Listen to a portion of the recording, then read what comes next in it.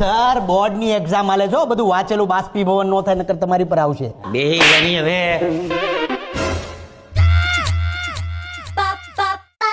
બેજા. આ મારો ક્લાસ. અરે તમારો ત્રાસ છે ને એટલે બે આડું બેહી જાય ઠો. અમારો સરની રોજ અમારી મસ્તી ચાલુ જ હોય.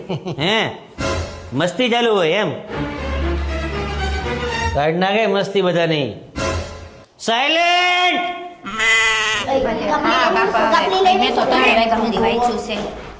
વચાઈ ગયું તારે બતાવીશ.